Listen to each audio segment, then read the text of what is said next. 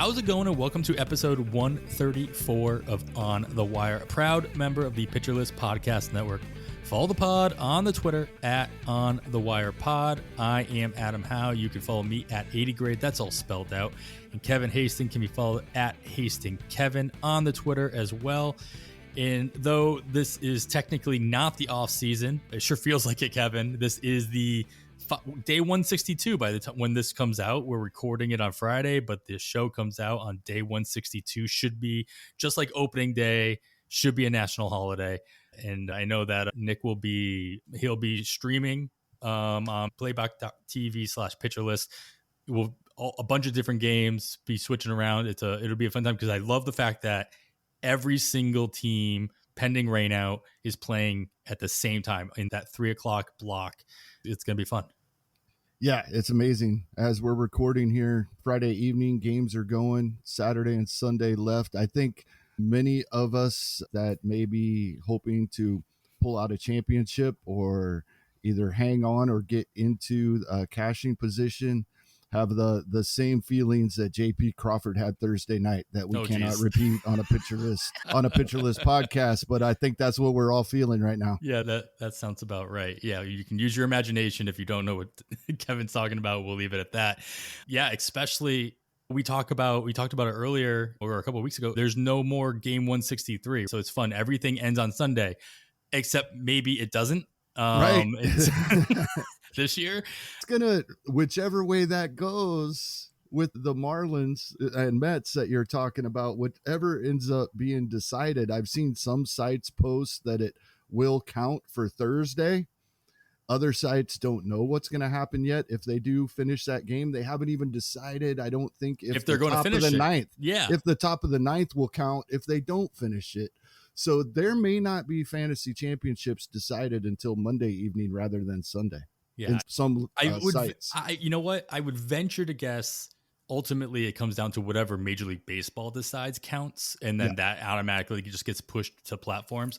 But you know what? Let's talk to an expert about this Exactly. in just a little bit. And luckily for us, we have one said expert joining us today, Darik Buchar from NFBC, NFC, the whole shebang. Darik, you do pretty much a little bit of everything. Last time you were on the show, you had the self-proclaimed title of Swiss Army knife of fantasy sports, and that's no small feat. That's you might have been self-proclaimed, but it's absolutely true.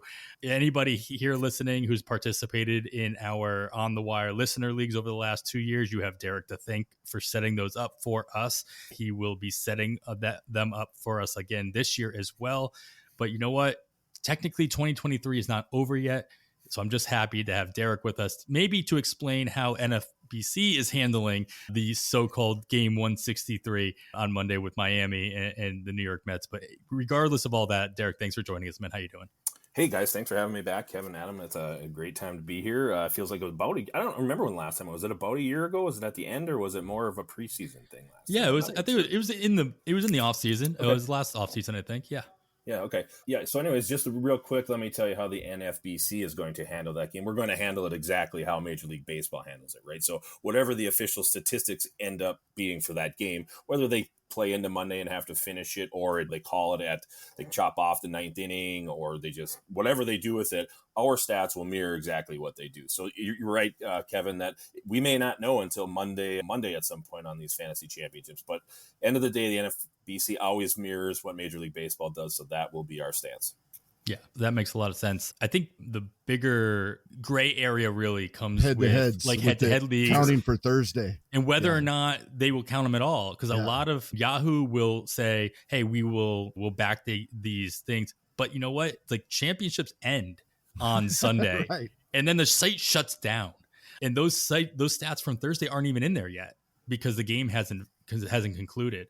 So do you lose all the pitching stats? Do you lose all like innings 1 through 8? I don't know. This is why you don't do head-to-head playoffs into the final week. This is why you don't do week 17 or week 18 in football. You don't touch the final week of baseball, if not the final 2 weeks, to be honest. Yeah, I agree. That's why we run 0 head-to-head games. There we go. At the NFBC, to be honest with you. The middleman. Yeah, we let everybody else. There's some sites that do fantastic jobs at that, so that's just not our cup of tea. And this is one of the cases where I'm happy that's the case. There you go. Nice. All right, guys, we do have 1 day left of 2023. This is the time, maybe we'll do another episode where we like look back at what we did. But what I really want to do is I want to look forward already. And I want to look forward at what we're looking at for drafts coming up. We'll get into it a little bit, Darik, but NFBC has already gone live with 2024 drafts with your draft champions, your NFBC 50s. And we've got some questions revolving around some bigger news items that happened throughout the course of 2023 season and what that's going to do to impact the draft status of said players. So we're going to talk about a couple of those things in our news section, and then we'll get into some of the fun formats that you can already sign up for at NFBC. I know that there'll be other sites out there that are going to open up their things sooner than later once the season ends, but I love the fact that, Darik, you've got things going on and 2023 hasn't even ended yet. I know there's been a couple off-site drafts that have gone on that we've seen on Twitter and whatnot, but these are live in the draft room on NFBC. It's going to be draft board season on Twitter before you know it. Yeah, we seem to have to do this earlier every year. Last year, we at least waited till I think it was Tuesday or Wednesday after the final game. But no, they went up yesterday, and the first 150 draft champions filled today. It looks like we're about 23 or 24 picks into that tonight already. So I'm sure we can talk about that a little bit later. Sounds good. All right, let's get to a couple of bigger news items from this year. Kevin, talk about a couple of Tommy Johns or Tommy John lights that we saw, and I'm going to focus on a couple position players that we saw go under the knife in this way. Jason Dominguez, of course, of the Yankees, and Riley Green of the Tigers. They each had some form of Tommy John. Maybe it wasn't specifically the standard quote Tommy John, but it was some version of it toward the end of the season. So they both pretty much were done sometime in, I think, Green. They are both in September, the actual dates of their surgeries. Where do you expect their draft position to start and end by the time March rolls around? So talking about like drafting them now in October, November versus March, when we have obviously more clarity on how their surgery went, how their production, how they're doing in their rehab and all that. With Jason Dominguez, they're saying 9 to 10 months. That puts it actually post. I've seen some people say around the All-Star break. You can say around the All-Star break, but that's kind of after the All-Star break. And for someone as young as him, I don't see the Yankees having him come back as a designated hitter before he can start throwing. I really don't. And he's so young. Like, I don't think they're going to use him as a DH, especially Giancarlo Stanton's still on the payroll. His own fantasy team, but he's right on the Yankees payroll. Yeah, exactly. So I don't see that happening. I do see him being drafted in draft and holds in the 50 round draft champions that are getting started as of today, as Darik just let us know. He's probably going to get drafted in the later rounds and may move up a little bit if we're getting good news on what's going on as we get into March. Riley Green is more intriguing because it's his non-throwing arm. And they're saying he could be back and participating in spring training and be ready to go for the start of the season. Now, any news that happens then will greatly affect where we see him going in March. But I definitely think that we'll see him being drafted much earlier than Jason Dominguez, although he probably not projected to perform as well as Dominguez when they're both healthy. But I think we're going to see him, just after your start. Nobody's obviously drafting him as a starting outfielder probably, but 6th, 7th outfielder, 30th round of a draft and hold, that people are going to start thinking about him. And then when we start getting good news, everything's going as planned and things are on track, he's going to be ready for spring training. Then he is going to be a starting outfielder on rosters in 5 outfielder leagues. So he'll definitely move up as March rolls around, as long as the recovery is going well. So I see a big difference between the two here. Yeah, we're going to get into this a lot more later on in the show. But if you were to do, let's just say, a 15-team FAAB league in October, Riley Green, it sounds like, is right up your alley for being a very late round flyer as long as he drops that far. But these are the types of draft that you can take a little bit more chances on, because obviously you can make up for it come the last week of March, first week of April in FAAB, when you have obviously more decision, more knowledge of the situation. Darik, we got some Tommy Johns that happened to some pitchers throughout the course of the season. I'm going to focus on one, but if anybody else comes to mind, by all means, lump them in. Robbie Ray is the one that comes to mind here, as he got his, just as the calendar turned to May in 2023. You put that into the whole year and a half, which is what you typically see for pitchers coming back, especially if it's a throwing arm as opposed to Riley Green's non-throwing arm. He could come back in time for the second half, or maybe in the final third at 100%, quote unquote 100% for Seattle. Would you be targeting someone like this in a DC with the hope of them returning for the second half of 2024? And are there any other pitchers that fit this bill for you? Yeah, so Robbie Ray is a fun example for me, because I used to be on him a lot. He was one of my guys, and then the wildness bouts, and I just got tired of owning him, rostering him. So it's just, he's a guy, and it's a good example, like in a DC where you think, man, you know what? I got 50 roster spots. But he's actually a kind of guy, I've switched my philosophy in recent years. I do believe you need a quote-unquote cavalry coming for the second half of DCs, right? You got to need that influx of guys you didn't have in April, May, and maybe June. However, I think Robbie Ray is the wrong type of player for that, in the fact that it's a Tommy John story. So it's an injury thing, and you're inviting injury onto your roster no matter what. Now, again, you're right. Maybe he comes back June, July, somewhere around there for the final third. But boy, that's a big ask and a big if already, right? So you're not having him for 3 or 4 months. Possibly he comes back. You still don't know what you're going to get, even if he comes back. I would rather take shots on young rookie type pitchers where you don't even know if they're going to be on a roster come the entire 2024. However, I'm trying to think of a guy maybe this year that came to mind. Maybe Grayson Rodriguez isn't the right example, because he started and got bombed, sent back down, comes back up, does better. Guys like that where we think the potential is there. They're young. They're 22. They're 23. Yeah, Andrew Painter, perfectly, like you said, they're a guy. This year would have been a guy I would have used that strategy on, where I'm thinking if he doesn't start in the bigs, at some point they're going to need him.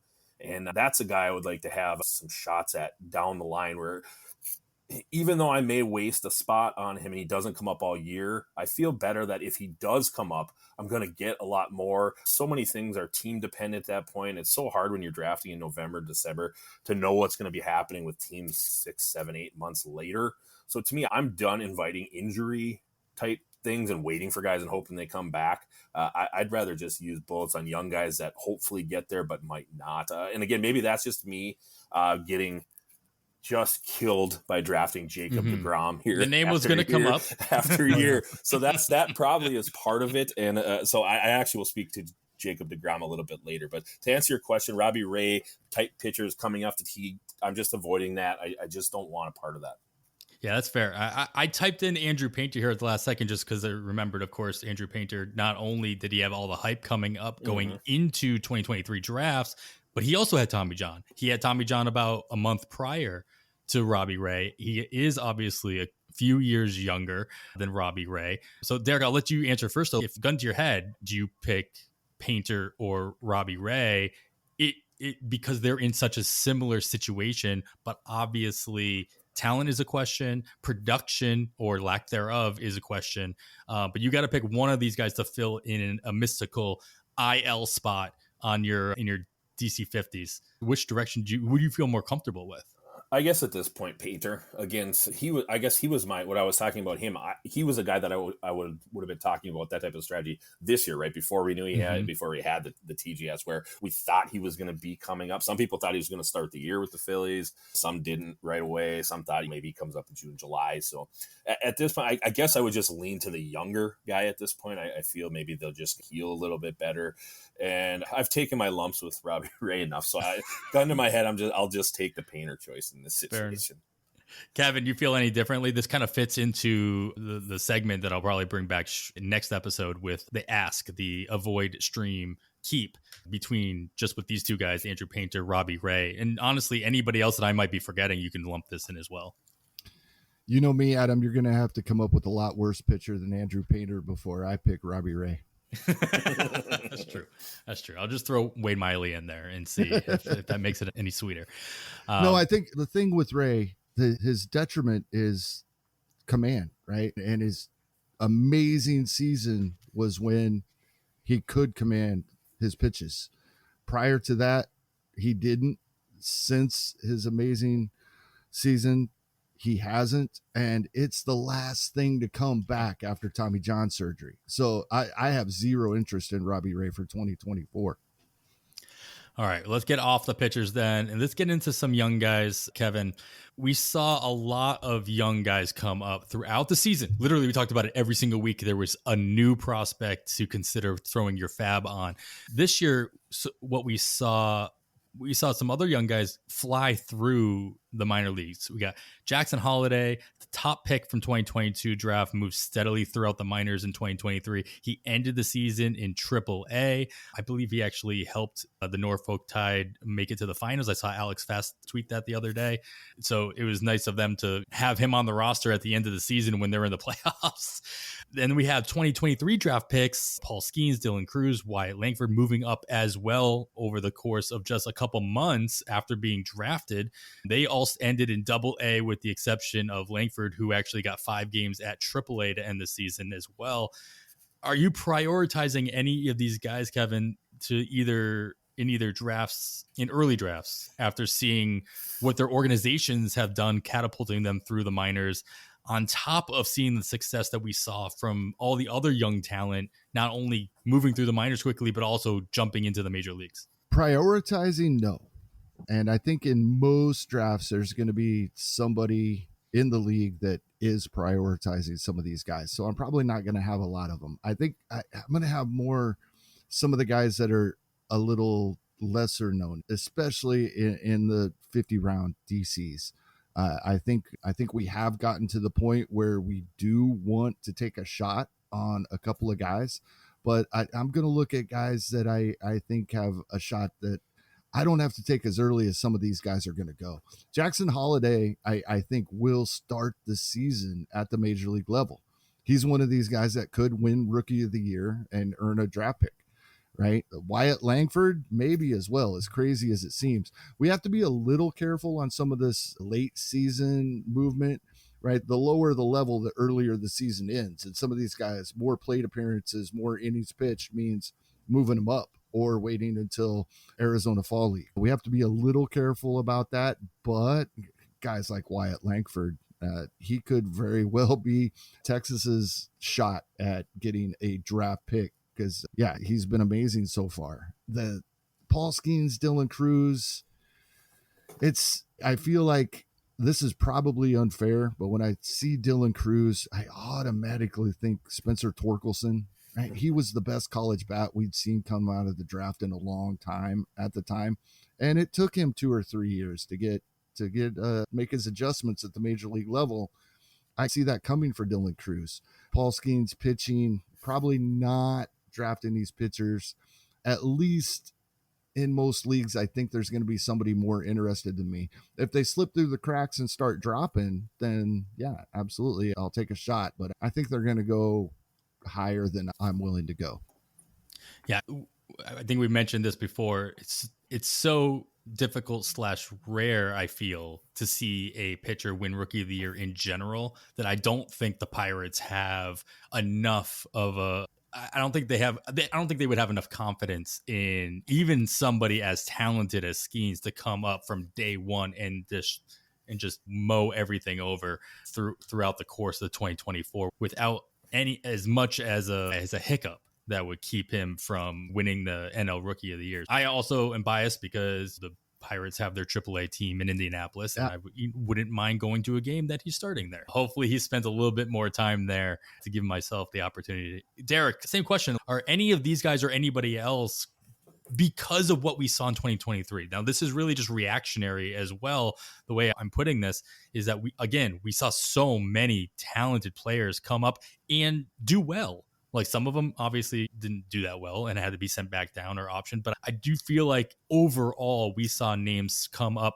We saw Mason win. We saw other guys come up, and they might not have even been a top 50 prospect on most lists, but they still came up. They had the opportunity. They were given the opportunity and they succeeded. Does that change the way that maybe you look at prioritizing these types of players, especially in early drafts where in theory you can take advantage of the unknown? Yeah, so I'm on Jackson Holiday and Wyatt Langford big time. In my long-running dynasty league, I actually made it a priority to acquire both Holiday last year and Langford this year after I was able to do. And I just love everything I see about both of these guys. One, Holiday, the shortstop, I think he's going to stick there. I think most people feel like he's going to stick there. There isn't anything in his way in Baltimore at shortstop. Gunnar Henderson can definitely move over, play some third base. We've seen that. So I think the sky's the limit. Jackson Holiday, to me, reminds me, how you're talking recently about these guys, reminds me of Bo Bichette. Just the whole demeanor plummeting up through the or just firing up through the minors and could have that type of impact. So I'm very excited about Jackson Holiday. And then Langford as well. There's nothing blocking him in Texas. Honestly, there's nothing in his way. You got one decent, really outfielder there. Leody Taveras, and you got Adelise. But all these guys they're all ARB guys. And I'm just excited for these two. Skeens, okay. Cruz, I feel very much the same. Kevin made a great, that's an awesome comp on Cruz. I thought that was very funny. I didn't think of that myself, but once he said it made a ton of sense. So those are my two big guys. Like I said, I've gone after them, and I will have some shares of these guys this year for sure. In the DC type format, I do a couple private ones with some guys, and then Greg and Tom and I will do one with some customers as well. So I will definitely, hopefully, be able to get the services of these two guys. I'm excited about both. I just love the on-base percentage, everything that I'm just a huge on-base percentage guy. I think it translates so well when they're not striking out millions of times in the minors. I get it. Adjustments always have to be made, but sometimes you can just see. I'm still a big eye test guy, even as a fantasy, and as much as analytics has taken over everything, I'm still an eye test guy sometimes. Maybe if it's the coin flip thing and he passes the eye test, that's a big thing for me. I liked your comparison with Jackson Holiday and Bo Bichette, and not only just because of the position and the production and all that, but there's always something to be said about the lineage, about being in the game your entire life, following your dad around in the clubhouses, knowing how to carry yourself, and that allows you to have a better sense of. That had to play a role in why Jackson Holiday was able to move up so quickly as well, because just the way I'm sure he handled himself at every level, knowing what was expected of him, obviously not struggling and producing at every level the whole way through. It doesn't hurt. But obviously Bichette had the same upbringing as well. So when you are surrounded by these major leaguers your entire life from the time you were born, you learn a thing or two, and it helps translate as long as you have the talent to go along with it. Very well said. Yep.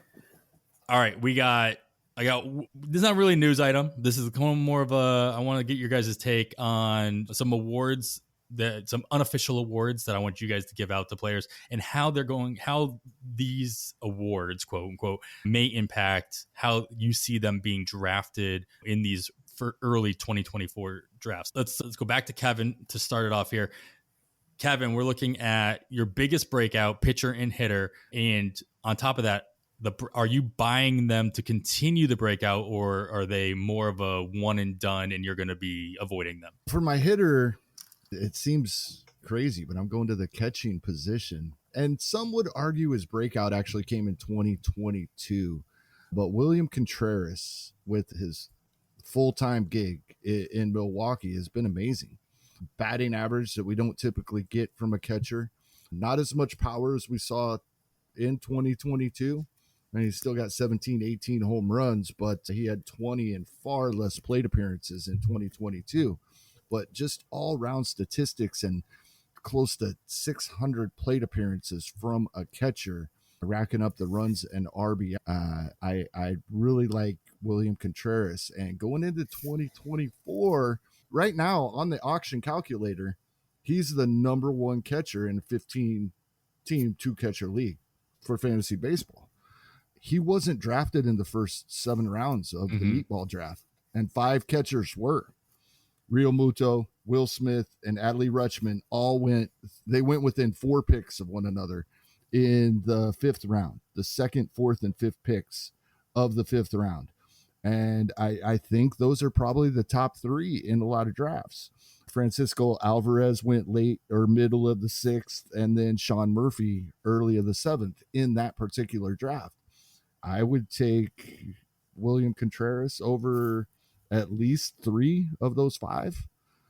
And if he's going to be available, I don't expect him to be available outside of the 7th round. I think there was probably a little bit of oversight here. And the catchers in general went later than last season in this particular draft. But if I can get William Contreras in the 5th or 6th round, I'm all in on that. And for pitching, I went Kyle Bradish. I think this is one of those, there's a lot of people that were a year too early. It was Todd Whitestone last year was all in on Kyle Bradish, and a lot of people were, and he was disappointing, but he has performed in 2023 and quietly. I think, of course, we know what Kyle Bradish is doing, but I don't know if people realize just how good he has been for fantasy teams. And I think he might be a little undervalued still going into 2024 as well. So I picked a couple of guys that I probably aren't the biggest breakout the way you had them listed, but they're guys that I think are still going to be good values going into 2024. All right, Darik, same kind of question. Breakouts only, hitter, pitcher, and then at the same time, a breakout doesn't necessarily need to be somebody who is going to do well in 2024. They could still be in a void. So 2023 breakouts, and whether or not you will be jumping back in and paying the freight that comes with that, or probably avoiding. Yeah, so first, let me just give quick props to Cody Bellinger on the re-breakout, because I had left him for, I think a lot of us had left him for I thought dead, about him too. Yeah, so props to Cody. That's not my pick, but I'm glad to see him back. It's good. It's great for fantasy baseball and MLB baseball to have a good player find himself again. That was great. Yeah, exactly. Perfect. But I'm going to go with Corbin Carroll. I know that's an obvious one, but once he settled in at the end, he was going 3rd round, 4th round, main events, early 4th, depending on the guys picking. But think about this, guys. If somebody told you at the beginning of the year that Corbin Carroll was going to go 286 with 116 runs, 25 homers, 75, 76 RBIs, wherever he has at this point, and then 52 steals, where would you have taken him? The 52 steals alone is right? the top 2 rounds. Top 5, yeah. Let's just say he settled in beginning of the 4th round is basically where he ended up. Tonight we had the DC, and we'll talk about the whole thing later, but he went 4th overall tonight, and I probably would take him 3rd. That's just, I just, when a young guy, 22, comes out and everything's there. The on-base percentage is over 360, and it's his first year, and that's something that's just a big deal. Again, to me, I'm an OBP guy, I think, because that just helps you everywhere. It just translates across the board. This guy just doesn't seem to have a ceiling at this point, and man, is it fun to watch him run the bases. So that's my hitter. Again, you just mentioned about having to pay the freight. Now you're having to pay the freight. Yeah, top 3 pick. You're paying the freight in 2024, but I think I'll do it if given the choice on some situations. And then my pitcher is just Justin Steele. You look at it, you watch him, nothing is like eye-popping, right? To me, he goes out there, he does his job. None of the peripherals scare me. His hit percentage was around 33, so he wasn't super lucky. He strikes out only a batter an inning or so, but there's nothing wrong with that at this point. He keeps the ball on the ground. He's just one of those guys that he wasn't drafted in some leagues. He was a free agent in some of the early leagues. He just wasn't getting drafted. And to come out, 27 years old, I look at him as just like a crafty lefty. I was trying to think of someone to comp him to, and I know I would just screw it up and I wouldn't give you the right name. So I'm going to comp him to himself. I'm excited. This is a guy I would take as a 15-teamer next year. I would look to him as, depends on how I load up. He could be a second, your number 2 SP if you do things the right way. Or for sure, if you get him as an SP3, man, that could be a really nice rotation. So I just liked watching this guy pitch this year. And so that's my pitching breakout, if you will. Yeah, I kind of wonder how the way he's ending this season is going to impact him in drafts, especially early ones. People always love to say, oh, look at the second half, look at how they ended the year, et cetera, et cetera. He sure seemed like he ran out of gas in the last couple starts as well. That could just be a way of getting whatever kind of discount Yep. somebody who is in the running for Cy Young could possibly get you next year. But it's something to consider as once ADP actually gets put out, and you can start realizing, why is this guy being drafted at this point? These are storylines that are going to get forced into the narrative once those things become available. All right, let's go back to you, Kevin. Now we talked about breakouts. Let's talk about some busts, some players that, again, disappointed through the 2023 season, whether it's based on where you drafted them or where other people drafted them, or whatever you want to base it on, whatever a bust means to you. And then on the flip side, are you buying that this bust is a permanent thing, or can they bounce back a la Cody Bellinger in 2024? I'll start with the hitter again. And this hurts because I love watching this guy play baseball. But Vladimir Guerrero Jr. In main events had an ADP of 11 overall, first round pick. And yes, 26 home runs, 94 RBI. It is fine. It didn't kill you, but it made him the 11th most valuable first baseman, not 11th overall pick. Left 11th overall first baseman. And what really hurt was the batting average. We know it came down to a bit last season. It dropped even more. And we've always thought about Vlad having the power with the hit tool. And that we just didn't see this year. 263 batting average. Once again, it doesn't kill you, but we wanted to get help in the batting average category in 5x5 roto leagues from Vladimir Guerrero Jr., and we didn't get it. You can say that 672 plate appearances of a 263 batting average helps stabilize your batting average, because that is a little higher than what we need, and it really can help stabilize it. But we really thought he was going to help boost it. And when we're taking players later in the draft, it's okay, I can take this guy because I have Vlad up top. And that just didn't come to fruition. He ended up giving us the value of a late 6th, early 7th round player, and he was taken in the first round. That when it's that early in the draft, I consider that a bust. Will he bounce back? I think so. I really do. He's doing the same thing he's always done. Hits the ball really hard, takes a lot of walks, doesn't strike out, doesn't hit the ball in the air enough. And when he did do that, a couple of years ago when they were playing, it's almost like he knew, we're in Dunedin and Buffalo. Yeah. All I got to do is with the power I have, all I have to do is hit a pop fly and it's going out of the ballpark. He's got that power and he needs to do that everywhere he plays. Right. and I think he's still really young. So I do think he'll bounce back, and I hope he drops in drafts, because I'll take a shot on that. Pitching, there was a lot of choices here. And I thought about several, but I kept coming back to Christian Javier. He was the 12th starting pitcher off the board in the main events for 2023. And he was drafted as early as the 2nd round, never made it out of the 4th round in those main event drafts. And he's like the 138th ranked starting pitcher on the auction calculator. It's just been bad. Just the strikeouts is a little under a strikeout an inning, not horrible, but we definitely did not get what we hoped we were going to get out of Christian Javier. And I don't have him on any teams. So it was shocking to me when people started bringing his name up mid-season, what's going on with Christian Javier. And I started paying attention. It was like, whoa, because I liked him and I just kept missing out. It was one of those times that it's better to be lucky than good. I wasn't missing him on my teams because I was good. I was lucky he was being taken before I would grab him. But yeah, disappointing. Again, I see a bounce back, but I don't know how much of a bounce back. It will definitely be league dependent. I'm sure in some leagues, there'll be somebody in there that's a believer. Houston Astros, they know what they can do with these guys. I buy into that a little bit, and I'll be interested.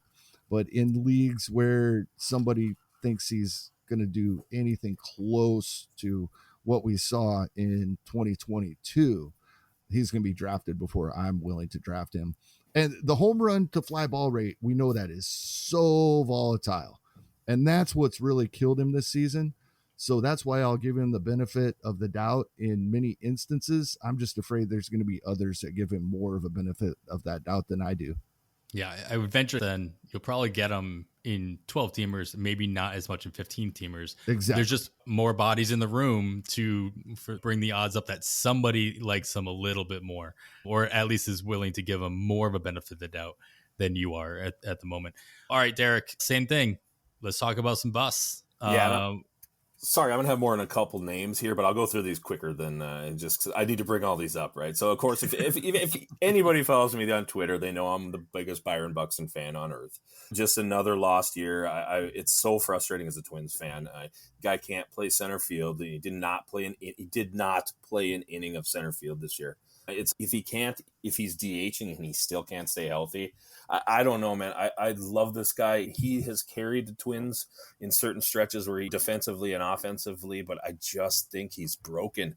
And I don't know. I say a prayer every night to hope that he can stay healthy again for us, but I'm just not sure. So I'm sure next year I will end up with some Byron Buxton, but I will not have as much as I have had in these past couple of years because I was getting him 5th, 6th, 7th, wherever I had to take him. And it just was a bad choice. And my teams with him suffered because of that. Another guy I want to bring up who I actually am going to be back on next year is Taylor Ward, one of my favorite guys from this year. Just again, the injuries and the last one, obviously being a fluke, getting hit in the face and missing the last 2 months, just as he was starting to get hot. There's the one guy I'm going to be back in on for sure, 2024. So Taylor Ward is going to be one of my favorite picks next year. I think he will come cheaper than he did this year when I thought he was going way too late. Then we'll go, I mentioned him earlier, Jake DeGrom. Just to me, we never know, but if he is healthy, to me, he with a bullet is the 1.01. Now, you can argue that this year he wouldn't have been because what Ronald Acuna did, I'm not sure what a pitching line would have had to look like to be better than what Ronald Acuna did. But in a normal year, to me, when he's healthy, he's that good. And I'm a very non-risk averse drafter. I like to throw it out there. I want to finish first by a lot, and I don't care if I finish last if I don't finish first. Now, I don't like sit on teams and not put in lineups and do FAAB, but there's just times you put rosters together and it just doesn't work out. So I had some teams this year with DeGrom, Buxton, Ward, those teams. It didn't work out. Let's just say my Gladiators had Buxton and DeGrom, so that didn't work out so well. You know what the silver lining is there, Kevin, is we don't have to worry about drafting until 2025 now. So that's actually my silver lining. I'm going into next year. No DeGrom drafting in 2024 for me. That's good. And then let me say real quick, Joe Ryan, he wasn't a bust. But boy, it really made me sad as a Twins fan watching him because sometimes he goes out there and he just looks amazing. And then there's times you're sitting there watching him. It could be the very next start. You're like, this next pitch is going to end up in the left field bleachers. Sometimes you just watching the guy and it's crazy. So he makes me sad. He wasn't a bust. He had 190 plus strikeouts in 157 innings, I think. The ERA 4.3, that hurt. The whip was fine at 1.15 or whatever. But just as a Twins fan in general, that made me sad. The one thing I will say I did right all year, and maybe it wasn't me, maybe it was just other people doing wrong, making me look right, is I did not have any Dylan Cease, and I was off Dylan Cease. I just didn't believe in last year. And so thank goodness that was the one thing I got right. He was a bust. I will not be back in on Dylan Cease at all. That's a guy I'm done with. I had him 2 years ago, not 2023 or not 2022, excuse me, 2021. I didn't have him any in 2022 where he was actually very good. Just a guy there's too many other guys around where he's going to go, I believe, that would interest me much more. So I'll be no Dylan Cease in 2024. Yeah, I really tried to trade Dylan Cease prior to the season in my keeper league, my home league. But when you are on a site called Pitcher List, people get really leery when you're trying to dump a pitcher. I couldn't get rid of him. Nice. I don't know if they just didn't realize that was the case with me, Kevin, but I was able to trade Dylan Cease. Oh, nice. In a package that got me Mookie Betts. So I was okay with that. Yeah, I think the line that would match Acuna would have to at least start with like a 300 strikeouts, 20 win. That's like the floor that you would need to see to get the 40-70. But and I am honestly, it is maybe embarrassing to say, but I am shocked that I did not realize that Buxton not only did not play center field, he didn't play the outfield. He didn't play defense. He didn't play the field. No, he didn't play at all. So he will be util only going into 2025 Correct. On every format. On every platform. Yep. I don't know a platform that would give him something for that. So yeah, that'll be fun to figure out or not have to figure out in most cases. All right, guys. I think that was fun. That was a fun discussion there. Let's talk. We're going to get into some talk about actual drafts that are happening for 2024. And we will do that after this quick break. All right, guys, we are back. Of course, you were still listening to On the Wire, officially the final episode of the 2023 season. But of course, we are already talking about 2024. We are here with Darik Buchar and, of course, Kevin Hasting by my side. Darik of the NFBC is already signed up, filled, and went live with multiple draft rooms on the NFBC site. Of course, this comes right on the tails of football going live a couple of weeks ago. You have obviously other sports going on the site as well. Basketball is coming up and other things. And not to mention that 2023 season 1 is not over, and you have playoff Hold'em as well coming up as well. Darik, I want to lead off with that. Can you tell everybody exactly what that is? Because it's a very different format. Because obviously it's only for the course of the next month. But if for those who don't want to let go of 2023 quite yet, is this something that they should be jumping into? Yeah, this is fun. So this is actually a points league, right? So the points would mirror like our cut line or our best ball baseball leagues where you're getting points for home runs, hits, steals, RBIs, runs, that kind of thing. What's nice about it is we actually changed the format up. I think I want to say 3 years ago, it might be 2. We don't actually use the wild card game since they've gone to the 2 of 3. So so the contest really doesn't start until the divisional series where you have 8 teams, right? Left four in each league. So it gives you some time to the season winds down. If you cash in any type of league in the regular season, you got money in your account, you can throw it to the postseason contest, $150. This year has a brand new $20,000 overall grand prize. And again, so we call it Hold'em because you basically are hoping to hold the guys that you use because it's a multiplier round. So like in the divisional series, everyone picks 16 guys, I think it is, and you get the points for what they do in that series. However, if you're thinking, let's say you're thinking the Dodgers are going to win the World Series, you're going to be limited on a certain amount of Dodgers in round 1, but in round 2, you can pick up more Dodgers as you go. So you're thinking you got to be playing as, okay, this is what I think is going to happen in these series because I want these guys on my roster because I want them around for the World Series because in the AL or NLCS, you're going to get 2 times the points of anybody that's been on your roster the whole time. When you get to the World Series, it's 3x, right? So you're trying to build a roster that you think can keep going. Now, there's some parameters, again, on how many you can use from each team or whatnot, but it's a fun thing. It's a good thing for the postseason. It's not $150. It's not a killer. You're not paying $500 or something. So it's just a fun end of the year type of thing.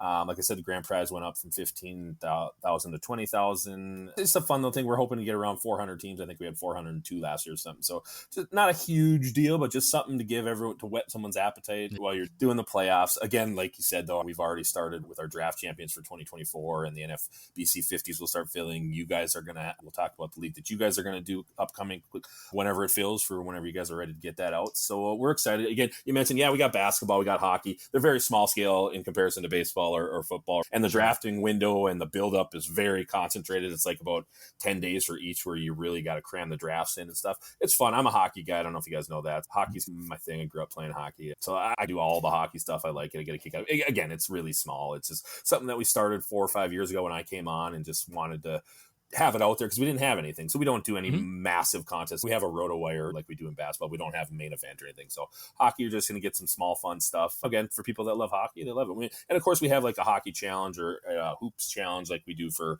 the diamond challenge in baseball or whatever. So we got those kind of things where you're doing salary cap stuff. They're not drafts. You're just picking your teams based on salary cap. So that way, at least you can get all the people that you want under one roof. You're not having to worry about in a draft. Just always trying to have something out there for everybody, right? Price ranges up from 25 all the way up to our huge stuff in baseball and in football. But again, just trying to be out there and get people to the site and providing a place for people to have fun. Yeah, it's definitely fun. And I know Kevin and I, at the very least, will be involved in, at least if the last 2 years are any indication, that's not going to stop. What I want to focus on, something you said right at the beginning there, was the fact that the winning, I want to give NFBC extra props for this because you said that, hey, you're going to get some winnings from the 2023 season in your account. You can use it toward Hold'em.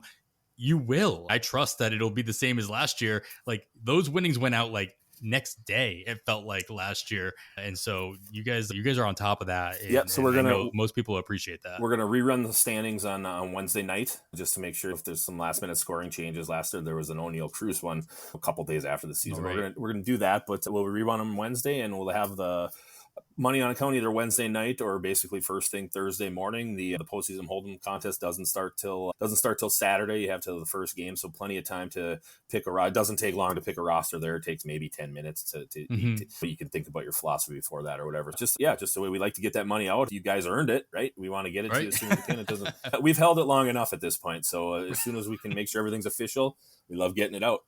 Yeah, that's true. That is the rub of season-long fantasy baseball. It's like picking futures picks, and you just got to hold it out. And sooner or later, it'll get there. If anybody hasn't tried the postseason hold'em, but has thought about it, it is a lot of fun. I've been doing it for 3 or 4 years, and it's a blast. I was fortunate enough to finish top 10 last season, but even the years that I haven't finished so well, it is a lot of fun going through and deciding, okay, who do I want for the so-called guaranteed points? Who do I want to take a shot on? Who am I going to want my multipliers on? And the really cool thing is there's also a minimum number of players per team. Correct. As the rounds go on that go up. First round, you have to have at least one player per team.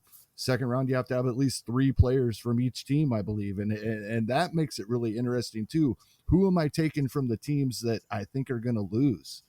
It's just Kevin, a blast. I love the postseason. When you mention that too, you still have to fit into our roster parameters too, right? So yeah. That's a big deal strategy. Is it Altuve that you're using from Houston or Alvarez? Because you have to figure out what you're going to do at the spot. So yes, you're right. It's fun. Again, these hold'em ones with multipliers are fun because as you progress through the playoffs, every little thing becomes a big deal, right? Every little walk or every little run scored, every little RBI matters that much more. So you're right. It's fun.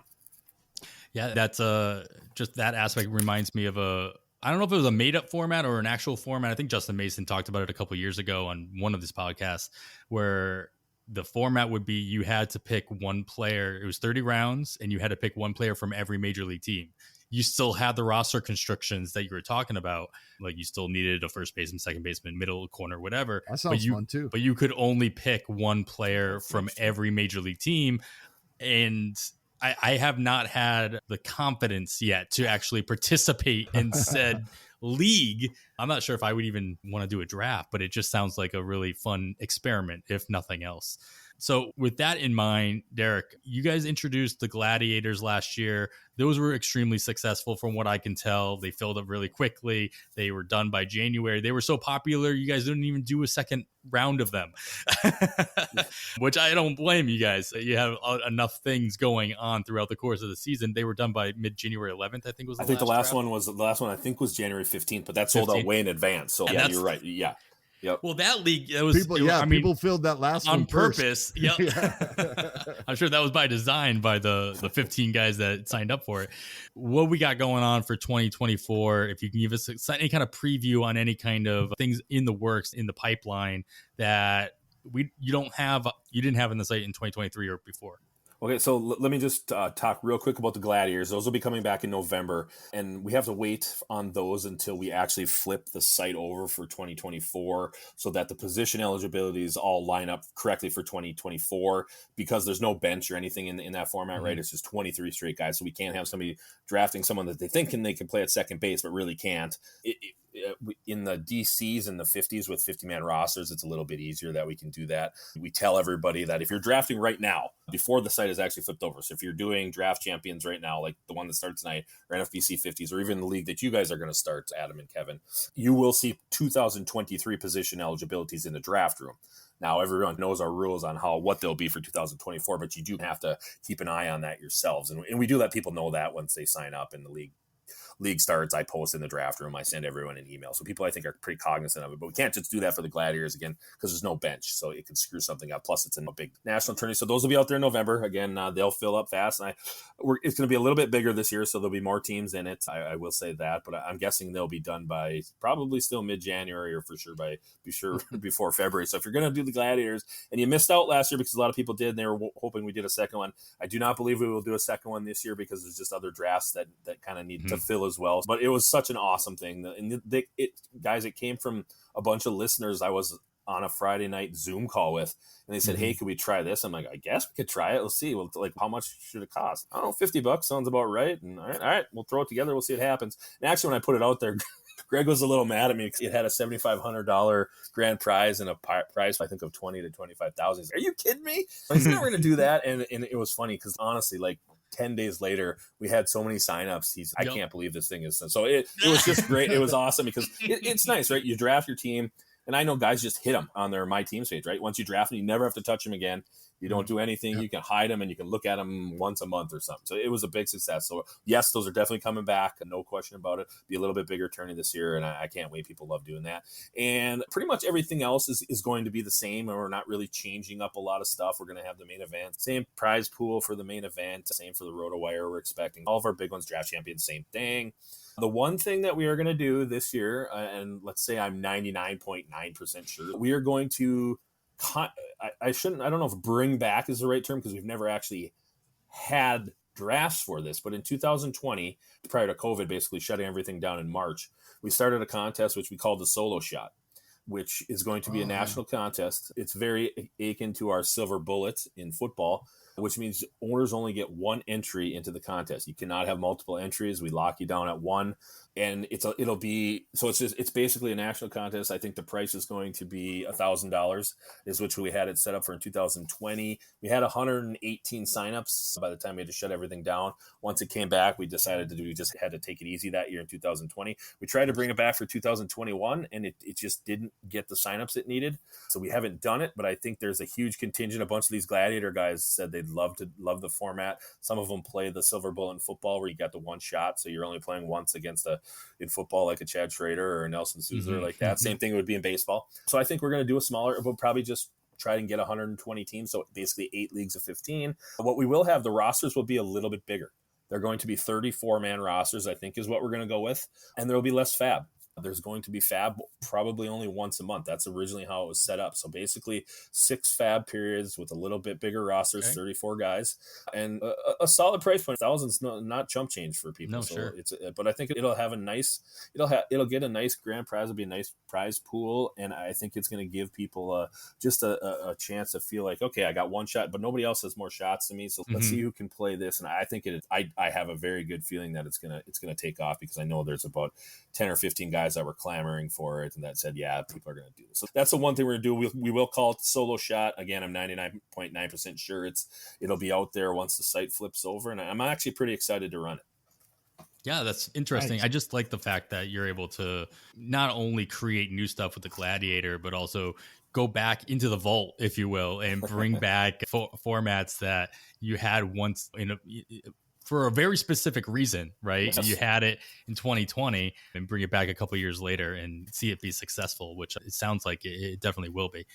Yeah, it's also interesting, just the idea of only having one shot, because of course, even with these Gladiators, there's a maximum amount of teams that you can do, but it's not one. No, it's not. It wasn't. And at a very approachable price point of $50, there was very rare to see somebody just do one of those.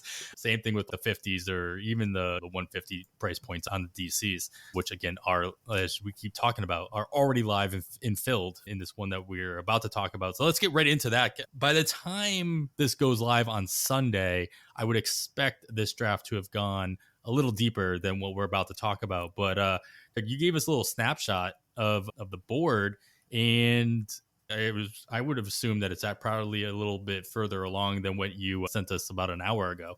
But what's interesting about this board so far in your eyes? You want to compare it to 2023 or just compare it to what your expectations were?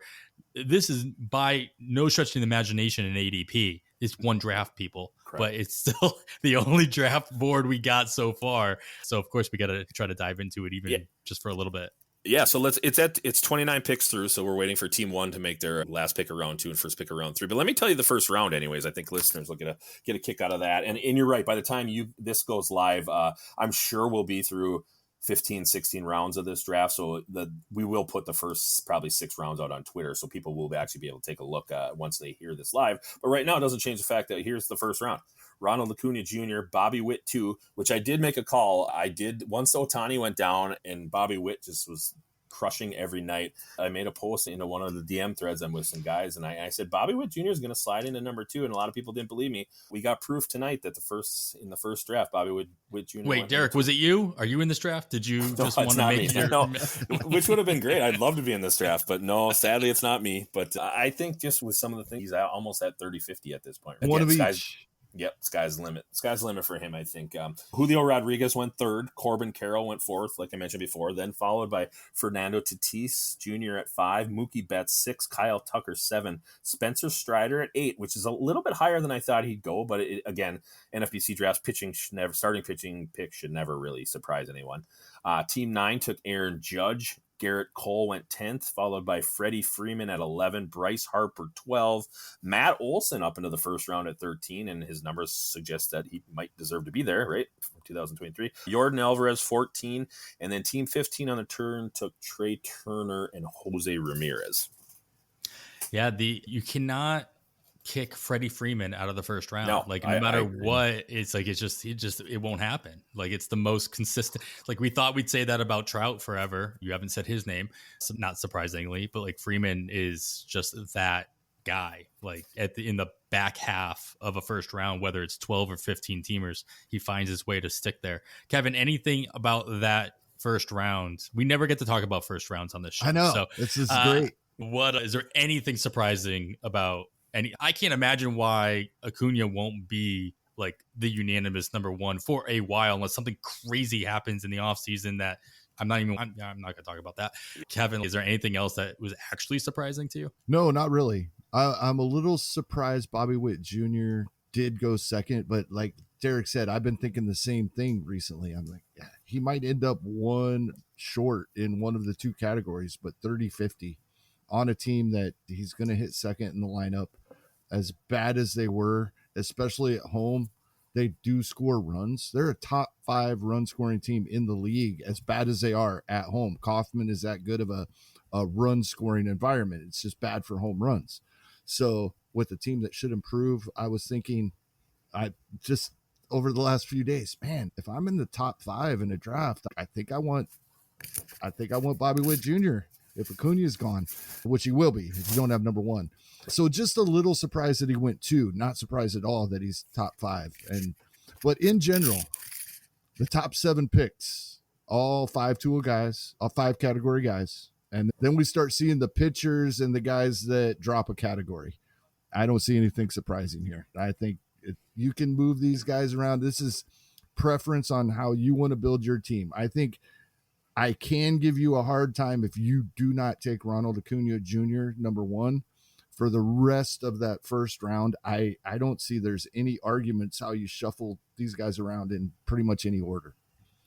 Yeah, that's a good take, Kevin. I think you're right on. Nothing here surprises me at all. Again, I can see why Bobby Witt Jr. It doesn't surprise me because that was my call. But I think Corbin Carroll right there, same type of numbers. Corbin Carroll gets on base more at this point. I think that's something Bobby Witt can work on and get better with. And like you said, his team's going to progress and get better, which is only going to help his counting stats. To me, the tiebreaker is the shortstop position versus outfield. To me, I like that. I like that, getting that just guy I can plug in at shortstop and just never worry about. Outfield, I know you need 5, but I think there's just other things I can concentrate on. Again, I'm not going to, if you take Corbin Carroll second or even Julio Rodriguez second, I'm not going to bat an eye. You're not going to lose. We'll probably see Tatis go second. We will. You're right. Yeah. You're right. And again, I think in some drafts, I don't know why, but somebody will get cute at some point and not take Ronald Acuna first and probably regret it. But I think you're right. For pretty much 99.9% of the drafts, it's going to be hard for someone to usurp Ronald Acuna Jr. in 2024. Yeah, I think the thing that stood out to me on this draft board are the colors of the players on the boards, and to see Mookie Betts in blue right next to other shortstops, I think is. And he won't be blue. And he won't be shortstop eligible unless he gets. I know he doesn't have 4 games left, so I think he's at 16. I think he's stuck at 16. So 16, he's not going to get there, but he will be. He could be orange if you need him to be orange. So second in outfield next year, Mookie will be. Yeah, but that just goes to echo what you said earlier, Darik, that those positions have not switched over yet, and they won't for a couple weeks, right? Yep. Till November, after the playoffs have concluded.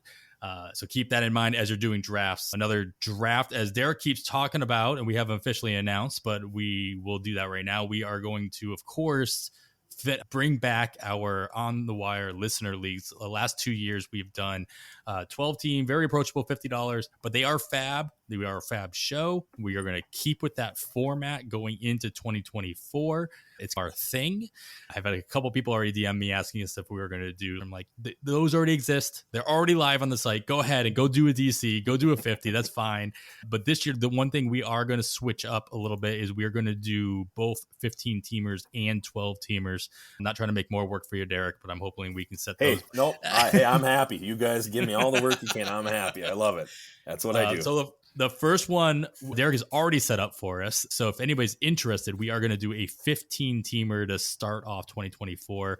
It is live right now. So if you message On the Wire at On the Wire Pod on the Twitter, we will get you hooked up with that. The first 15 people to send me some interest, we'll get that and we'll get you guys signed up. Hopefully we can get this filled up and we can start the draft early next week. Kevin, what do you think? I don't know if I want to. Who am I trying to kid? I'm ready, man. Who is this? Yeah, let's go. You Ready. did not sound convincing for a second there, Kevin, by the way. Wild card round of playoffs while we're drafting? That's amazing. My goal is that you'll have this draft done before you go to Arizona for first pitch. I see that happening. Yeah, I think so. We'll figure out how long the draft is going to be, either 2 hours, 4 hours, not sure yet. But if you have an opinion and you want to jump into this draft, let me know when you message us about your interest level. But we will do 12 teamers as well. We do an overall, but obviously we don't do an overall contest with prize money. It's the quote unquote Yoo-hoo shower, which is always fun to give out. So I'm glad you guys put that in there. But we will have the overall contest. It'll be two separate ones. I don't think you can combine the two, a 12-teamer and a 15-teamer contest into one. No, yeah. So we will have two overall winners next year. We'll see how many leagues we end up filling, but it'll be a fun time. And it is FAAB again. Yeah. So who does a FAAB league in first week of October? Crazy people. That's okay. Anybody that's ever thought about trying NFBC, whether it be or they hear on podcasts about the main event or the RotoWire online championship, and it's just a little bit out of their price range, jumping in for $50 into these leagues, and with it being a FAAB league and us being a FAAB focused show, nobody will ever convince me there's a better platform to do your FAAB on than the NFBC ever. So if you want to check that out, you will fall in love. Trust me, you will fall in love with the whole FAAB process. If you've soured on it before, give it a try on NFBC, and this is a nice little price point to be able to check it out. As with any platform, there is always going to be a learning curve. There's always a learning curve. I remember the first year I did anything on NFBC in FAAB, I think it was a TGFBI league or something, but it was difficult at first to really grasp where everything was, especially when you had been playing on CBS or Yahoo or ESPN or any of the other platforms for so long, and you make that jump. But once you're in it, Kevin, I will echo every sentiment you just get. I'm like, I can't do FAAB anywhere else. Exactly. I can't do FAAB on Fanchex. Sorry. I love a lot of different aspects of the other platforms, but the FAAB aspect, Darik, you guys did a great job of adding in new FAAB features last year. Yeah, it keeps getting better. Whether being able to adjust multiple lineups all at once or being able to copy your FAAB bids from league to league. It's just, you find ways to take in the input from the users, and just like any other tech stack, it's like you take the feature request, you figure out which ones are the ones that are the most wanted and that are going to make the most impact, but then you do it. You don't just ignore all of the feature requests. You got to find out the ones that are going to make the most impact, and you move forward that with whatever bandwidth you have And we appreciate you guys for doing that. Thank you. That's very nice for saying that. We do take pride in, you guys, I was a former player on NFBC before I actually, ended up working here. So I was there through kind of it all. And again, thank you for, saying that we love what we've done. We get the input and we find ways to make it work. You're right. What we've done over the last couple of years has actually blown my mind that we were able to actually accomplish some of this stuff, like especially copying FAAB lists across leagues. I just never thought that was something you could do. And for a while we were a stumbling block because we couldn't get past the fact that you wouldn't have the same players to drop in the league. So how could you copy across? We finally figured out you had to do it on a different spot that kind of talked to the actual FAAB room. So once we figured that out, wow, things like that, just little things we love doing that. And you know why we love doing that is because, man, as much as we all love baseball and baseball FAAB, holy heck, can it be a grind if you have multiple teams right on a Sunday and whatever. So the whole thing is, even if it doesn't make you take more teams, if it just gives you some of your time back to spend with your family or whatever else you like to do, that was the thing. Because I know it gave me time back after I figured it out and put a lot of time into figuring it out. Now I have more time back when I'm doing my FAAB. So that was just a thing. And yes, we love doing that. And we get input all the time. Sometimes things work. A lot of times people will be like, could you do this? That kind of just works for a one person type of thing. Yeah. It's an opinion. We can't really put that across. But again, input is always good because that's where the good ideas come from. Somebody bringing something up. So of course I always welcome it. And you do mention the FAAB. I'm going to send you guys, I can't remember if I sent it to you last year, but maybe I'm going to do an updated video anyways, probably in a couple weeks, just showing all the things you can do with FAAB. The waterfall bids, how you copy across, how you use your universal watch list now to populate stuff. And again, just time saver. So I'll put a new one together using new names and stuff, whatever. And I'll get that to you guys for sure. So you can put it out on your site or to your guys in your league. So that the more people that know how to do it, the better. Absolutely. Yeah, absolutely. All right, guys, I think we gave the NFBC enough of a platform to talk about how great everything is. We talk about whether Darik's here or not. It doesn't really matter. So I'm happy to talk about it. Is there anything else that we didn't really touch on, though, Darik, before we move on to the final section of the pod, as far as like things that are happening at NFBC that we're not aware of?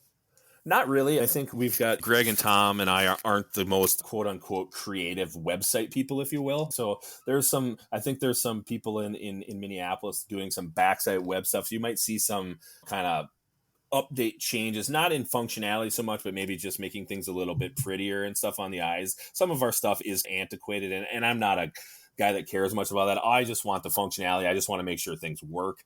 How things look aren't necessarily my cup of tea, but we'll probably get a little bit of a tune-up in things like that. So if you see some things in the next few weeks, don't panic. Everything else is going to work normally that it does. It's not going to change draft rooms or signing up or anything like that. It's just going to maybe add some colors, some more photos, that kind of stuff. All right, good. All right, we're going to talk about a couple strategies revolving around some of these early drafts that are already available. We are going to do that after this quick break. All right, guys, we are back. We have been at this for almost an hour and 15 now, guys. We're not going for any records tonight, but at the same time, we got some more things to talk about. We talked about how the NFBC already has these drafts live. We're talking about specifically the ones that are live to the public are all draft and hold styles. We have draft champions, which are your 15 teamers. You have your NFBC 50s, which are 12 teamers. They're called 50s for multiple reasons. They're $50 to enter. They're 50 rounds. Draft champions also 50 rounds, but you got 15 teamers and a $150 price point. At least the ones that are live right now. I know that there are some, I think they're 400 and then higher price points that later on in the season. Darik, correct me if I'm wrong there, but something to look forward to if that's what you're looking for. But those 150s and those 50s are open right now. Then we talked about the Gladiators, which very different format, still draft and hold, but it's really like draft and hold, but that's it. There's nothing else for you to do because you only draft 23 rounds. On top of that, you have your FAAB leagues. You have your 30 rounds, most 15 or 12 teamers. Our first listener league is going to be that 15 teamer. So very different formats in the realm of strategy, especially when it comes to the rounds between 20 and 40. In the case of the DCs and the 50s, what kind of players you're targeting, what kind of players will get pushed up in a draft. And we'll have multiple episodes throughout the course of the offseason talking about different strategies in more depth. But what I wanted to pick your guys' brain about each one is this is the final game of the 2023 season by the time you're listening to this. game 162. So I want to talk about the final round of each of these three formats that I just outlined and where your attention might be going in the 23rd, in the 30th, and in possibly the 48th, the 50th round of a DC or a NFBC 50, if you will. Kevin, starting off with you, I'm going to go in order in which we have it listed on the outline. So we'll start with your draft champions. So I'm going to stick with only these 15 teamers as well. The final round of your DC is going to be pick 750. Final pick is 750th player off the board. Of course, I know exactly who you want to go for, but feel free to throw out a name or two. But in general, though, what kind of player are you looking for in the fifth round? Just are you just looking for somebody with a beating heart who's going to take a ball every once in a while, or do you have an idea that you can throw a dart at the wall and hopefully you hit bullseye? What kind of a take are you taking in those final two rounds of a DC? There's a few ways I'd be willing to go here, and I'm not going to concentrate on the 50th round. Let's say 40 to 50. We're 600 to 750 picks in. Old boring veterans that nobody likes but's going to be around. Elvis Andrews, he won't be there that late, but I feel like he was this year pretty close to that late.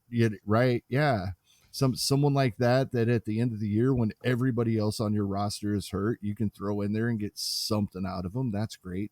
We talked earlier in the show about with the prospects. I think the ones I'm going to be interested in are guys that not everybody is on. That's going to then be draft dependent, right? Who's a prospect guy in your draft, mm-hmm. right? Who's in that room?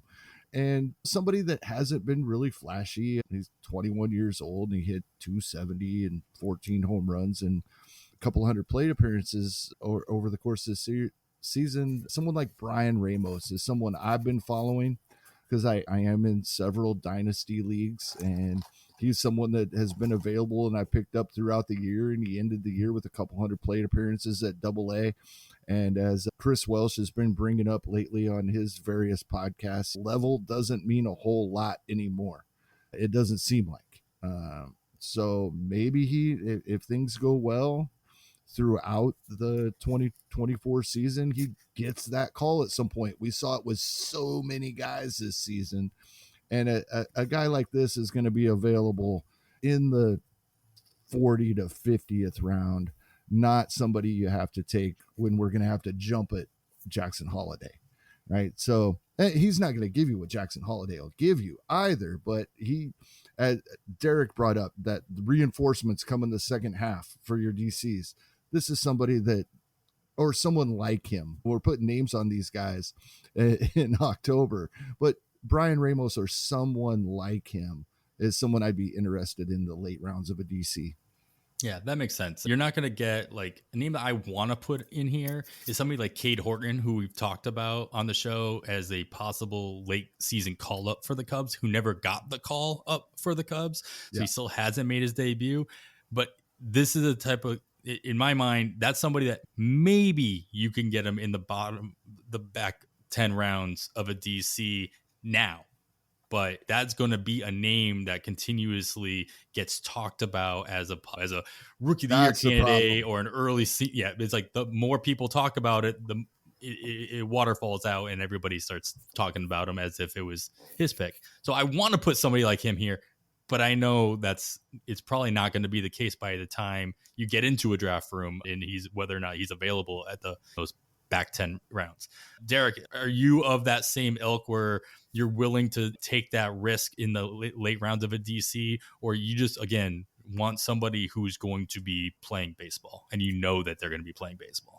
I think my point before was on the pitchers. I just don't want to invite that injury, but I was okay having a guy that maybe comes up and splashes, but maybe does it all. You look, guys, if you look at your DCs at the end of the year, half your guys are on the IL. It's just carnage everywhere. So I think to each their own. I'm trying not to invite injury to my roster. So a guy that, I hate to keep bringing up Twins, but a guy that I like, and I'm not sure, again, we're sitting here, it's not even October. We don't know where these guys really are going to get drafted once we get going. But so Brooks Lee, a shortstop out of Minnesota for the Twins. He made it up to AAA for about the last 5 or 6 weeks. He ended the year with about 500 at bats. I think he stole 7-8 bases, 16 home runs. The word is that he is the shortstop of the future for the Twins. Now I know that they just signed Carlos Correa to a big offseason deal at the beginning of this year, but supposedly Brooks Lee is better defensively. Carlos Correa was great. I'm not sure when you watch Carlos Correa anymore, you'd call him a great defensive shortstop. So there's rumblings.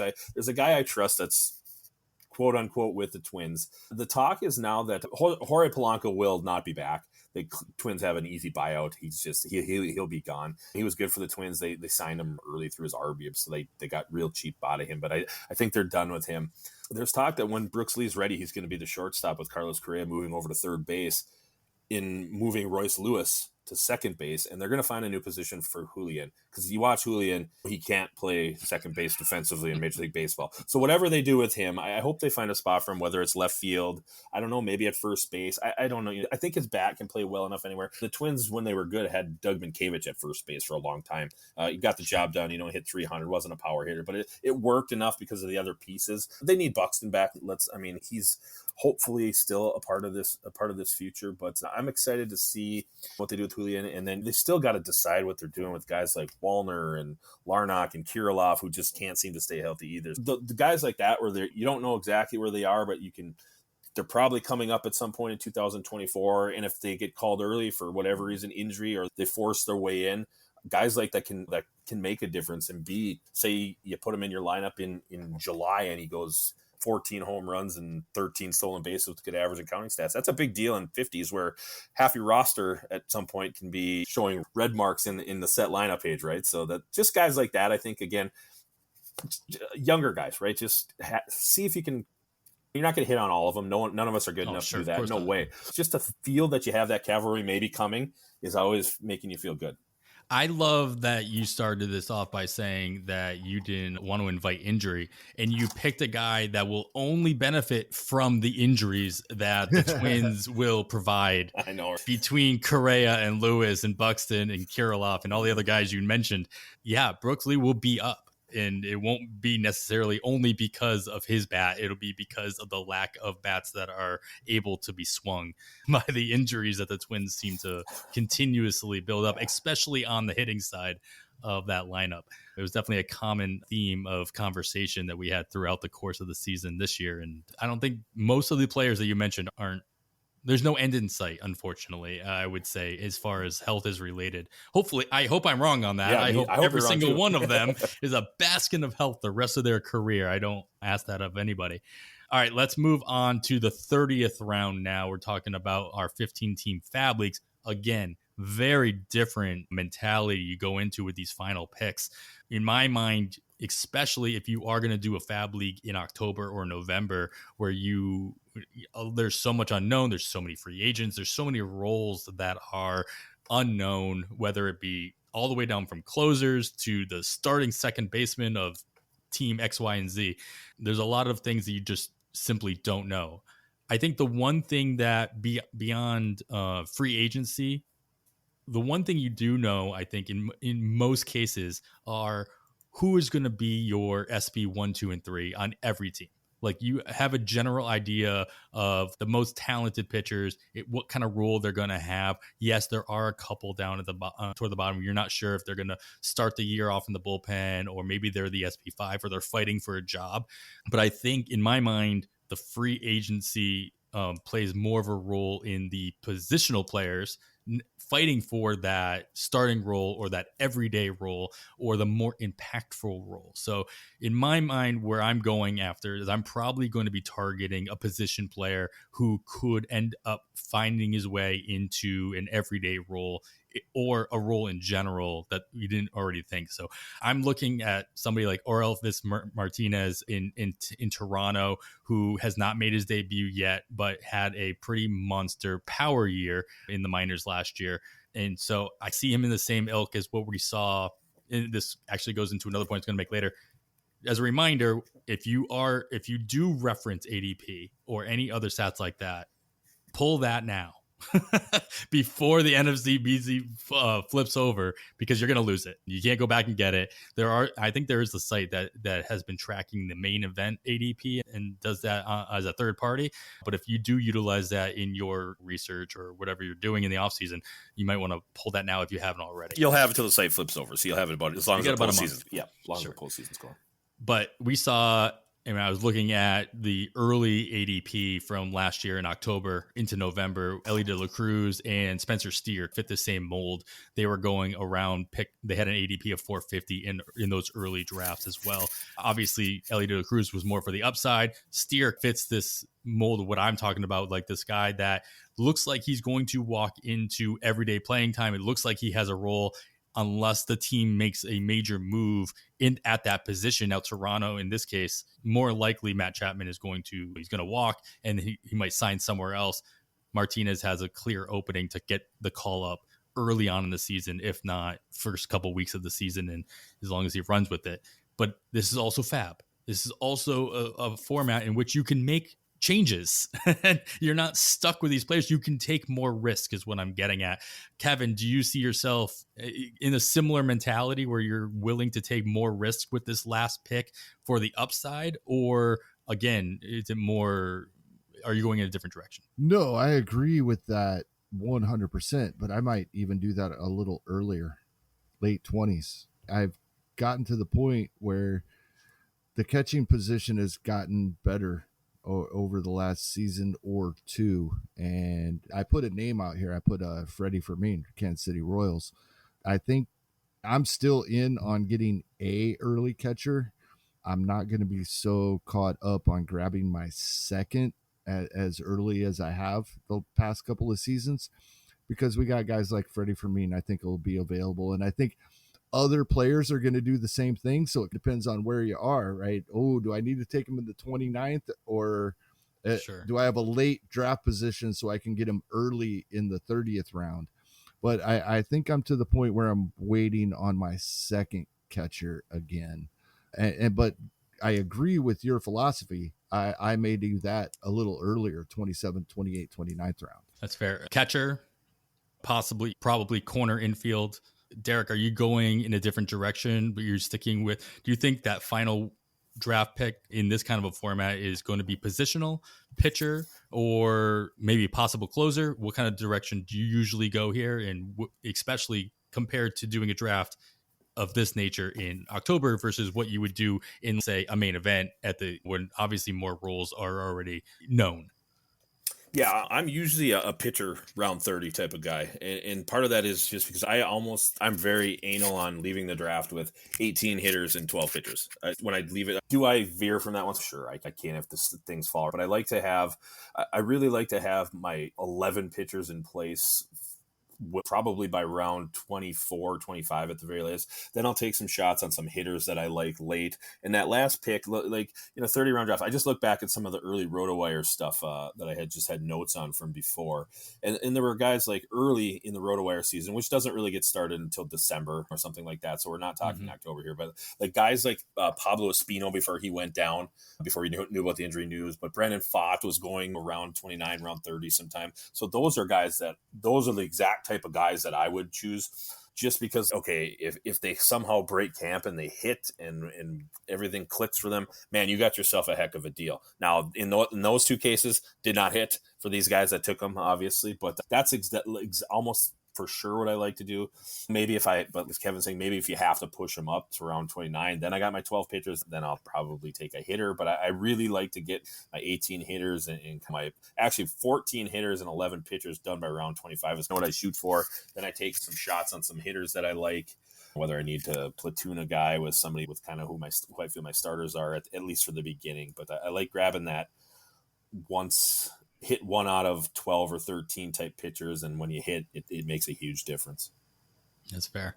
All right, last format here, the Gladiator. Of course, another completely different format in the sense that you're stuck with these guys all year. So the guy that you're drafting last, in this case round 23, is going to play just as much as the guy you picked in the first round, and their points, their stats all matter just as much. So the one takeaway, and I think Kevin, we can dedicate a whole show to our takeaways from our Gladiator drafts from last year. But is that personally, when I do another Gladiator, I won't be waiting so long on catcher to talk about. I know you said that catcher got a lot better, but I waited too long on catchers that either got hurt or did not pan out. And maybe that's on both, or grabbing your first one. On at least one league, I know I had Hoppe and Bo Naylor as my 1-2. So at least one, it was both. And so I think at the very least, I won't be waiting until the last round to pick my catcher 2. So that'll be the direction I go there. As far as I do think that there is some value to taking a risk here, especially in this kind of format where there is an overall contest. And if it's anything like last year, Darik, like a good majority of the money actually goes toward the overall. And so it's nice to win your league, but if you really want to take home anything from that, you're really targeting that overall. Yeah. So to make some kind of risk pick at the very end that has a high upside, it's going to come with a low floor. It's just the nature of those kind of picks. That would be a direction that I think I think Jordan Walker went in that round in one of the Gladiators I went, but there were other Gladiators where he didn't get picked at all. Mm-hmm. But just because you need to have that it factor, you need to have that variable that kind of stood your team out from others and made up for any other picks that maybe didn't work out and or got hurt. Darik, did you helped put this together? So I know it was a brainchild. Sad thing is I didn't get to draft any of them. Oh, you didn't? No, I didn't get to draft any of them. We didn't do any private ones, so no, we didn't do. I might do some private one this year for a little bit more money with some guys, but it would just be private. But yeah, so I didn't get to draft any. But I was a huge fan of them. So again, my take on this is the way I draft my teams, I'm going to have a great middle infielder some early in the draft. That's just the way I build my teams. I'm also going to have some solid outfielders. So I get what you guys are saying about the catchers. I'm having my catchers before that last pick. I just am in this format. I'm terrible with catchers, and I will say that. I just, for whatever reason, I'm missing out on the guys' wrong years. I'm not doing it. Anyways, but I'm taking that last pick, and I'm taking a middle infielder, my middle infield spot, or my fifth outfielder spot there. That's what I'm using. Or I guess it could be your utility spot too, but you know what I'm saying. I just think so. Two guys we talked about earlier, Jackson Holiday and the Texas guy. There you go, Wyatt Langford. Those are the exact Wyatt Langford is just a very Texas name too. Yeah, it's just perfect. Yeah. Those are the exact type of guys that I would take a shot on there, right? Because they could miss. Technically, they can miss the entire year. They may never come up, right? But sure. For some reason, they force their way in. They come up. Remember the old Super 2 date or whatever, where they sat guys for 3 weeks and then guys come up. You get a guy like that, and he just explodes for you in a middle infield position or as your fifth outfielder. That's what I think takes and can vault you. Again, anybody can get hurt in a Gladiator season, right? And anybody can get hurt. If somebody gets hurt, they will. Yeah, and they will. You're going to, absolutely no question about it. You're going to lose guys for the year. You're going to lose guys for stints on the IL. So there's no way of getting around it. So you got to just embrace that. And I think that's the way to embrace it with that last pick. Take a shot for the moon. If he doesn't play, it's no different than your second round pick getting hurt for a month. You know what I mean? So sure. That's the way I look at it. Kevin, do you have any other different philosophy here based on your experience from last year? Yeah, I took too many risks and too many in the same league, right? Like I talked about Jacob deGrom and Byron Buxton in the same league. That just, in hindsight, I can't believe I even considered that. But it was all about, right? If it works out, it would be amazing. But so I think a guy like Michael A. Taylor, and again, doesn't have to be specifically him, but old, boring, he's going to be out there. Not necessarily every game. This is where I think is going to be interesting for me when I'm looking more into these Gladiators. He put up amazing stats in less than 400 plate appearances because he does spend a couple IL trips each year, but usually not major ones. And when he is healthy, his defense gets him out there because he's an amazing defender. Somebody like that's going to be a contributor in 4 out of 5 categories. The one category being batting average is his particular category that he'll hurt you in a little bit. But I think he wasn't drafted in a single Gladiator last year. I looked it up. He wasn't drafted in a Gladiator. I am sure there's a lot of players in Gladiator leagues that would love to have those 20 home runs and 13 stolen bases in place as somebody that hasn't played since week 3 right now. that's the kind of guy I'm going to look at late. I agree with Darik on some of the young guys, but I think they're going to go a little earlier than that. Probably. You may not have to jump super early, but you're not going to be able to wait probably till the last round. Somebody's going to take that chance. So I think I'm going to fill in with a few. It seems weird saying a player with a 400 plate appearances is safe, but I think in the Gladiator, somebody like that is what we need. And to your point, yeah, he's going to finish with a 220, sub 220 average on the year, but on 400 plate appearances or at bats, that doesn't hurt you as much. It's like what we talked about with catchers putting up that kind of an average. Yeah, it's going to happen. It comes with the territory, but at least it doesn't hurt you as much as if he did play 600. That hurts a lot more. And talking Michael Taylor specifically, I think it's very interesting that his strikeout rate for 3 seasons had dropped down below the 30% that we'd seen him over for several years, when we were like, man, just don't strike out as much. And this guy's got superstar potential, and his strikeout rate went down for 3 seasons, and he wasn't nearly as good. His strikeout rate's back to 33%, but when he is making contact, he's career hitting home runs. Yep, yeah, career home runs. Yeah, it's amazing. And I'll give the Twins props on that, right? You lose. They didn't know what they were going to get from Buxton. They got nothing from Buxton, but at least you went and replaced that defense in center field, right? I don't know if Taylor is as good as Buxton, but he's darn close. So I do give the Twins props for that one. What I would like to see is Michael Taylor get one more home run before the end of the year, just so you can say Michael A. Taylor had just as many home runs as Joey Gallo did on the year. And that'll be a nice little trivia question in the offseason. Let's say, I hope he saves it for the postseason. Now, as much as you want to do the regular season, I want him hitting home runs in the postseason. So yeah, save those for October. Yeah, sure.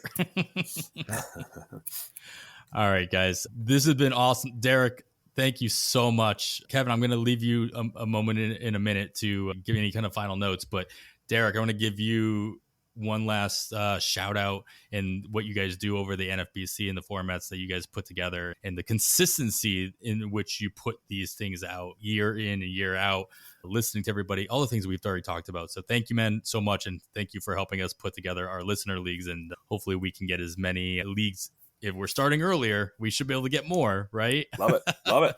Yeah. We had 10 last year. That's the goal this year for sure. We'll see if we can get further along with that, but give everybody a plug on where they can learn more things about the NFBC, about yourself, anything else. Oh, let's just keep it simple. I think people know where to find me. I spend half my life in the lobby over at on the site. So it's play NFFC, play NFBC. It'll get you there. It takes you to the same spot. Lobby, chat lobby. I'm in there all the time, or Brian's in there, or Tom's in there. That's basically where you find me. Obviously, I think people get my emails, my phone numbers just from draft rooms. Everybody seems to have my phone number at this point, which is fine. I get a lot of texts. It's all good. It's fun. Guys, it's a labor of love, so thanks for having me on. I love doing stuff like this. Again, I'm as much a fantasy player as you guys are. I can't play in the big things that we have or whatever, but I'll tell you what, I got the best job in the world. I really do. So I love things like this, and the fantasy community is awesome. Just the things they do for charity and the way people stand up and just do stuff together, and it's awesome. So again, thank you for allowing me to come on your show and talk. But again, just come find us, and again, great. Thank you guys. Can't say it enough. I'm going to give out my annual PSA, though. If you're following the NFBC on the Twitter, on X, it is at the NFBC. It's not at NFBC. Very different. They change, and that changes all the time. It used to be like Niagara Falls Bicycle Club. Then it went to something really bad. I don't remember. I think it's changed again. I'm not sure what it's at. But yes, if you're going to check us out on Twitter, X, it's the NFBC or the NFFC. So there you go. Thank you. Good plug. Yeah, even if you're not following, if you're just tagging in a draft board, just do yourself a favor and tag with at the. Kevin, take us out with any other final parting words as 2023 regular season comes to an end. Good luck, everybody. If you're sweating today, you'll be listening to this Sunday morning right before the games get started, probably. Good luck taking it home, and hopefully we don't have to wait till Monday to find out who wins our championships. But have a great day. Enjoy it. Yes. Congratulations to all those who made it all the way to the gold medal stand. And for those who are looking forward to 2024 just as much, thank you guys all for listening throughout the course of the 2023 season. We'll be here every Sunday through the off season and into 2024 with as much content as humanly possible, specifically revolving around FAAB. Of course, we'll mix in and match some other stuff in the off season as necessary, but we'll be here every Sunday. That's the plan. So keep subscribing, keep reviewing, keep commenting. Let us know what you want us to talk about, what you want to hear throughout the off season, and we'll make it happen. So that is going to wrap it up for episode 134 of On the Wire. You could follow myself on the Twitter at 80grade. That's all spelled out. Kevin is at Hasting Kevin. And of course, follow the pod itself at On the Wire Pod. I'd like to thank our guest, Darik Buchar, one more time. Follow everything he does at the NFBC on the Twitter. And thank you so much for joining us again, Darik. It was a blast. After all that, I am Adam Howe. On behalf of Kevin Hasting and Darik, thanks for listening, and we bid you goodbye.